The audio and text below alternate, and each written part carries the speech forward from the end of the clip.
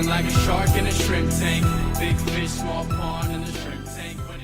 Hey everybody, and welcome to the post-show wrap-up video here on the Central Pennsylvania Shrimp Tank. I'm your co-host, Nathan and Bowden, the happy survivor shrimp today, right? Yeah, because I personally ate hundreds of your brethren over the holidays, and so we're glad that you made it. Well, being that this is our first recording here in 2020, I'm happy I survived. Absolutely. Alongside Bougie Shrimp Taylor Ranker, we just got done interviewing Jim Czupil, Gold's Gym in Linglestown and Camp Hill. Yep. You can find a full replay of that broadcast on our website at www.shrimptankpodcast.com/Central PA. Also, if you haven't done so yet, go to our channel, find us, the Central PA Shrimp Tank, on Apple Podcasts, Google Play, most places you can get a podcast, and click that subscribe button so you can keep up to date on all the cool and amazing things the entrepreneurs right here in our backyard in Central PA are doing.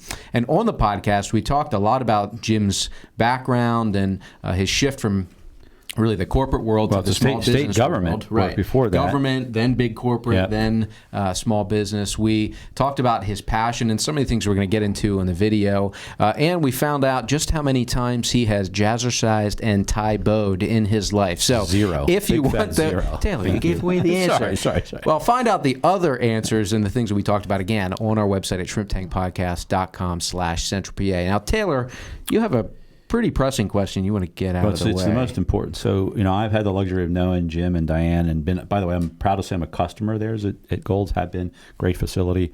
But it's alleged that when, on the rare occasion when you do have an adult beverage, Jim, that your favorite is a good glass of red wine with your wife. Is that true? That is absolutely true. Well, in that case, we need to introduce you to our friend, the Shrimp Tender. So meet the Shrimp Tender. Shrimp Tender, say hi to the camera there. Hello. This is the Shrimp Tank's gift to you and Diane. Please share it with Diane. Well, the good news is it's a red wine, so it's loaded with antioxidants, so we're on the healthy path. Exactly right. That's good. That's good. Well done. All right, so Jim, welcome to the post-show wrap-up video. If you want to just give our viewers here a little bit of background about yourself and then how and why you got into the fitness industry through Gold's Gym. Yeah, well, for us, it wasn't a planned thing that we sat back when we were married almost 30 years ago now and said, someday we're going to run our business. It really started after a 25-year career at the Hershey Company, and, I retired earlier and then we expected, but it gave us this opportunity to kind of figure out, okay, what's sort of the next chapter? And we always wanted to run our own business and be responsible for, the success or failure of that. And what was really important to us, and I think any successful business owner would probably tell you this, is if you're going to go into it with something you have passion for. Yep. You put in a lot of work, you spend a lot of time there. And so if you love to bake, then open a bake shop. If you love photography, then open a photography studio. For us, it happened to be fitness. It was something that my wife had worked in, for the last 10 years before we even opened the club. And for me, I'd always been, relatively active in that regard. And, there was a franchise opened in our area, and we decided that even though it was on the heels of the financial crisis, we would give it a go. And as things worked out, we launched our initial club back in 2010 or 11, Yep. and we've added a second club and a speed school for athletes since then. That's very cool. And one of the things I know you really try to focus on is making your clubs feel a lot more personal, friendly, personable, approachable. And one of the things that I think leads that is your community involvement, and why that's very important to you guys. So why don't you touch on that, how what kind of things you do in the community, and just really why that's important to you and Diane and the rest of the team. Yeah, well, for us, we have a big just give back kind of mindset to start out with, and we have an opportunity where we have 1,000 people a day coming through our doors, and you'd be surprised how involved they like to be in those things. So when we run a food drive for the food bank, or when we're doing something for the Humane Society, or if we're doing something for the Wounded Warrior, even our recycling program is run by the seniors in our club. And, like Breast Cancer Month is a big deal for us. And I will say that it's a shameless plug that Questmont has been a sponsor of a ride that I do every year in support of Gold's Gym. But it's a ride where we raise over $10,000 a year for breast cancer work. So for us, it's really just about giving back, and it's about giving our members an opportunity to participate in that. And it's just really fun, the 9/11 tribute that we do when we have the firemen and the first responders walking on our step mills and at the 110 floors of the trades tower. So, it's a way to get our members involved in it if they're not naturally inclined that way, and it's just fun to see the energy of it in the club. Yeah, I want to give a quick testimonial too, since I've been a client and my family since day one. One of the things that was and continues to be appealing is the family environment, the physical structure, the little fireplace, the leather chairs. Whose brainchild was that? Well, interestingly, we were all set to go with a particular architect for our club.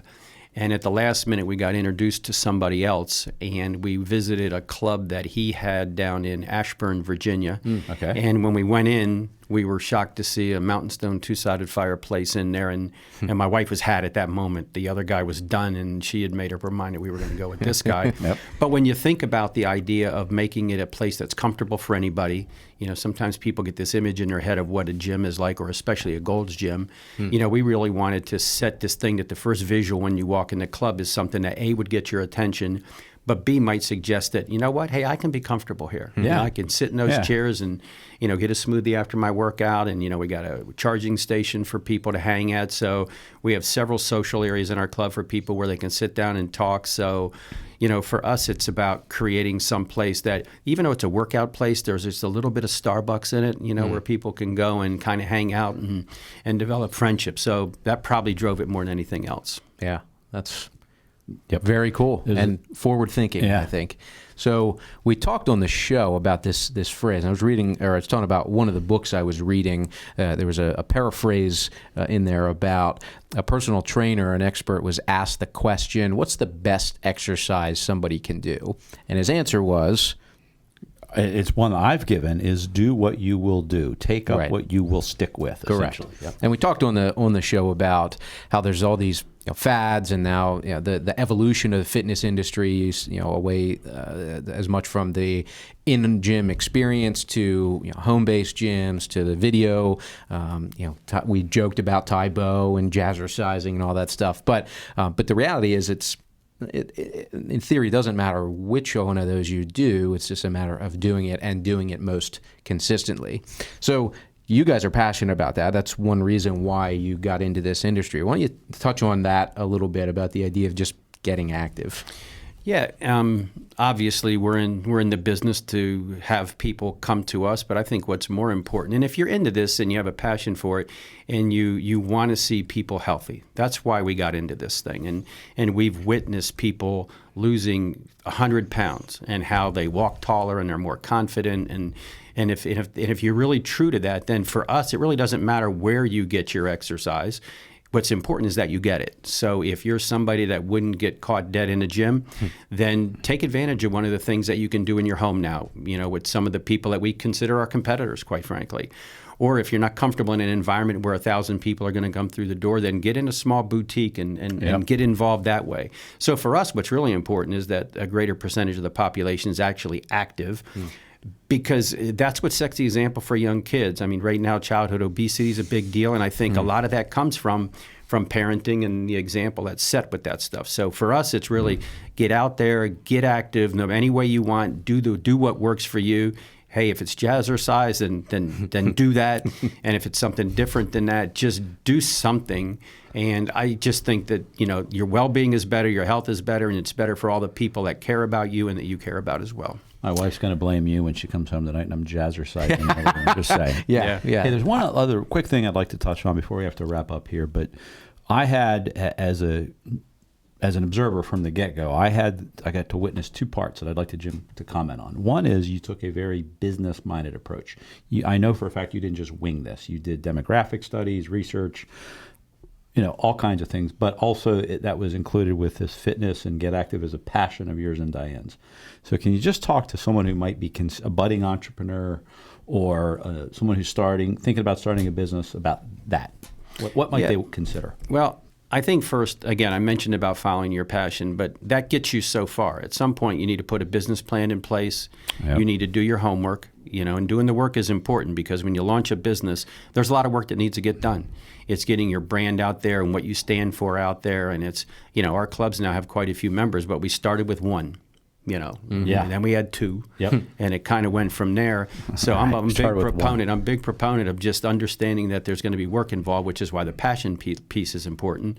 And the other thing is never hesitate to reach out to other people and get different perspectives. I think maybe the thing that Diane and I did best was the idea that we didn't have anything figured out. We took advice from a lot of different places, whether it was with you guys financially, whether it was with, people in the industry who had way more experience than we did. We didn't come into this with this notion, even though we'd been around it a lot, that we understood the business part of it. So, seek advice, seek counsel, do your homework, put a business plan together, and then just be ready to weather the storms when they come up, because they're going to happen. They're It's gonna not all happen. going to be Yeah. perfect.